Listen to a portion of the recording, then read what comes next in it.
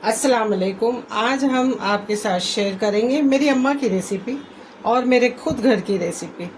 करीबन हम लोग 10-12 साल के रहे होंगे लखनऊ में, जब हमारी अम्मा इस तरह हमें मोटी मोटी गेहूं के आटे की रोटी इन ठंडियों के मौसम में बना के देती थी। ठीक है, तो जिसके लिए मैंने ले लिया 1 प्याली आटा, है ना, और इस तरह से बनाती थी। ये ले लिया मैंने अच्छी तरह से देसी घी। ठीक है, देसी घी भी ले लिया और देसी घी लेकर इस तरह से हम थोड़ा सा नमक ऐड कर देंगे। बस इसमें यही चीज़ मतलब जाएंगी और कुछ नहीं। इसके साथ एक ज़बरदस्त हम चटनी भी बनाएंगे और इस देसी घी को अच्छी तरह से इसमें मिक्स कर लेंगे। तो जब ये रोटियां हमारी अम्मा बना के पहले आटा ऐसा भिगा के रख देती थी, फिर उसके बाद चटनी पीसती थी।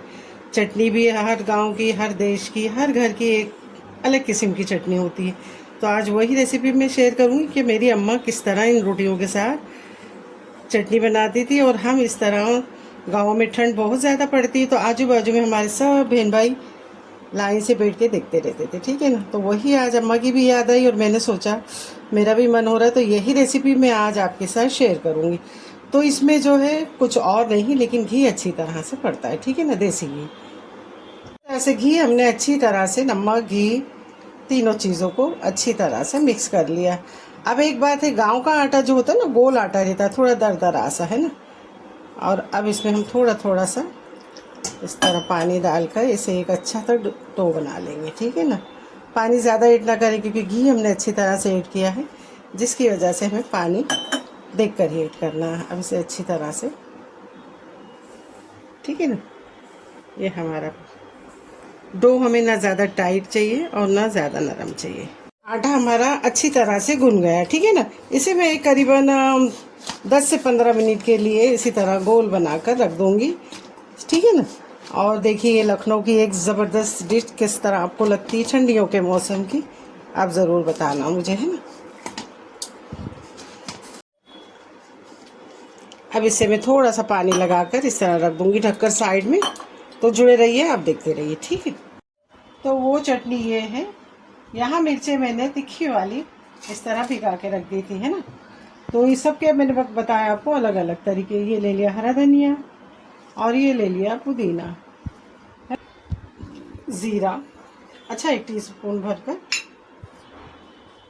और यहाँ ले लिया हमने लहसुन।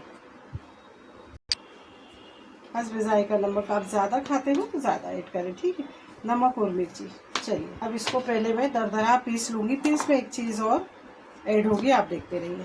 तो ये है वो चटनी जो हमारी अम्मा सिलबट्टे पर नहीं तो खलबत्ते पर पीसा करती थी। फिलहाल मेरे पास न सिलबट्टा है और न खलबत्ता है, तो मैंने इसे मिक्सी में चला लिया और इस तरह ले लिए 10 से 12 काजू, ये भी इसी में डाल दूँगी और फिर और अच्छी तरह से इसे दरदरा पीसे। तो इस तरह से ये डिलीशियस हमारी चटनी रोटियों के साथ खाने के लिए रेडी है। ठीक है ना, इसे ना भूनने की ज़रूरत ना कुछ करने की ज़रूरत। इसी तरह हम लोग सिलबट्टे पर पिसेली चटनी खाते थे, जो हमने आज मिक्सी में दरदरी पीस ली।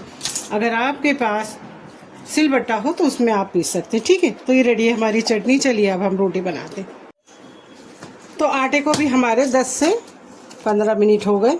अब इसे हम थोड़ा सा इस तरह, इसे कहते हैं मुक्की लगाना। ठीक है, इस तरह लगाएंगे तो, और आटा बस इसी तरह हमें चाहिए। ठीक है ना, ये भीगने के बाद हमने पानी लगा के रखा था, तो एकदम अच्छी तरह से जिस तरह हमें चाहिए ये आटा उसी तरह हो गया। ठीक है ना, थोड़ा सा इसे प्रेस करते रहें इस तरह से। ये अब इस तरह से बराबर बराबर 2 पेड़े ले लेंगे हम। ठीक है, इस तरह देखते हुए। ठीक है,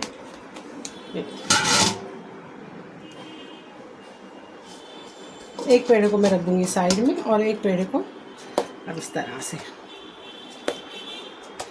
तो गांव में क्या होता है कि बड़े बड़े मतलब चूल्हे रहते हैं लकड़ी के, और इस तरह से मिट्टी के तवे, नहीं तो लोखंड के तवे रहते हैं जो बेहिसाब मतलब मोटे रहते हैं। ठीक है ना, तो उसमें क्या होता है, रोटी हमारी अंदर तक, और फिर अम्मा क्या करती थी, कोयला जब जो जल जाता है ना, वो कोयला अक्सर करके बाहर निकाल कर एक रोटी सेकती थी और एक रोटी दूसरी तवे पे डालती थी और चटनी पीसकर इस तरह प्याले में रख लेती थी। ठीक है ना, तो अब इस तरह इसको बड़ा करते जाएंगे, आप देख सकते हैं।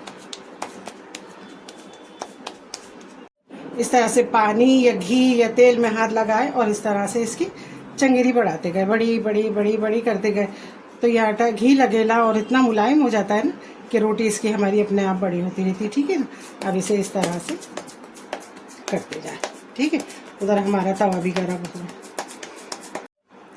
इस तरह से हम इसे बड़ी करते जाएंगे। ठीक है ना।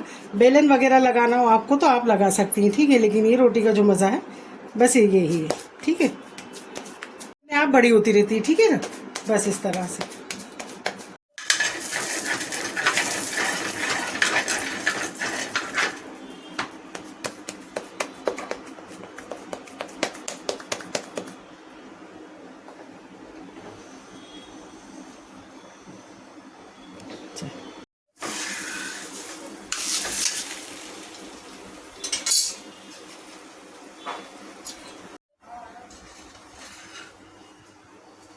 अब इस तरह से रोटी को मैंने पलटी कर दी। ठीक है।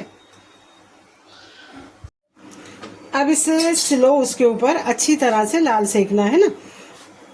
हमारे पास मतलब आग तो है नहीं कोयलों की जिसे हम उसके ऊपर रख दे। देखिए इस तरह से अब इसे सेकते जाएंगे। ठीक है। तो इस तरह से ये हमारी गेहूं की मोटी रोटी बनके है रेडी। ठीक है। तो अब हम इसे बताते हैं आपको प्लेटिंग करके। ठीक है। लिए हमने देसी घी और अब ले लेंगे यहाँ पर हम गेहूं की रोटी। तो इसे यहाँ रख देंगे। ठीक है।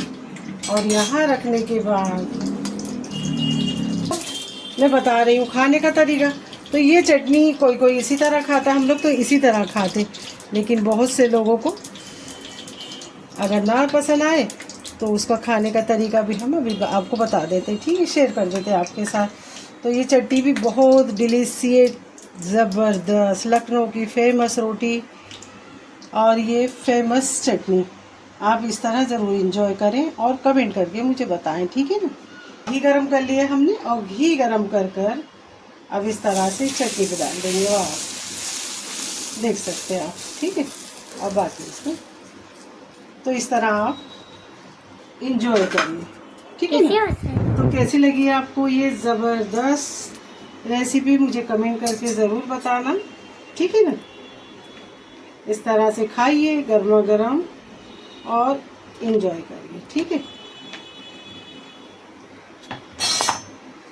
वाह जी वाह।